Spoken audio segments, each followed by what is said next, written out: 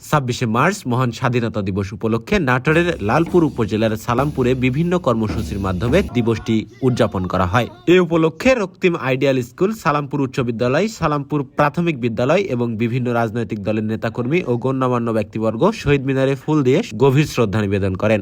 রক্তিম ideal school প্রাঙ্গণে সকাল থেকে শিক্ষার্থীদের অংশগ্রহণে অনুষ্ঠিত হয় সমাবেশ, বর্ণাঢ্য র্যালি ও আলোচনা সভা। আর এই 1952 সালে ভাষা আন্দোলনের মধ্যে ছিল স্বাধীনতার বীজ নিহিত। এরপরে 1954 সালে যুক্তফ্রন্ট আন্দোলন, 1962 সালে শিক্ষা আন্দোলন, 1966 সালে 6 দফা আন্দোলন, 1969 সালে গণঅভ্যুত্থান, 1970 সালে নির্বাচন। এরপরে একবারে চূড়ান্ত পর্যায়ে আমাদের 1971 সালে সেই মুক্তিযুদ্ধ। 1971 সালে এর 25শে মার্চ মধ্যরাতে পাকিস্তান ইরান অপারেশন সার্চলাইট নামক এক ধরনের গণহত্যা চালায়। এর পরপরই প্রথম প্রহরে স্বাধীনতার ডাক দেওয়া হয়। এরপরে টানা 9 মাস রক্তক্ষয়ী যুদ্ধের মাধ্যমে বাংলাদেশ স্বাধীনতা অর্জন করে।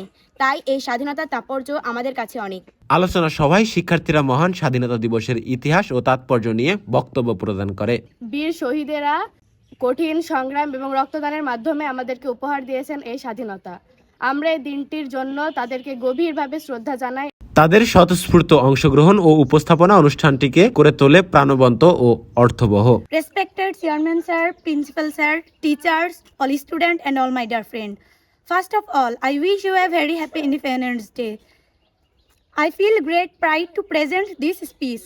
Bangladesh is an independent country. We became free in 1971. 26 March, our Independence Day. It is a memorable day in the history of Bangladesh.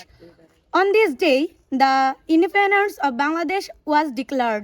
It was achieved to cost of a sea of blood and loss to custody of our mothers and daughters.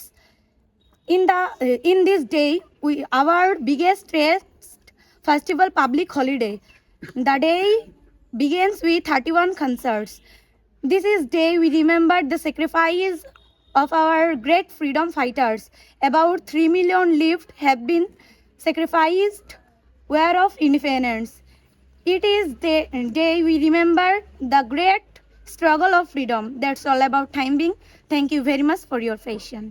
এ সময় উপস্থিত শিক্ষকবৃন্দ বলেন, নতুন প্রজন্মের মাঝে মুক্তিযুদ্ধের সঠিক ইতিহাস তুলে ধরতে এমন আয়োজন গুরুত্বপূর্ণ ভূমিকা রাখে।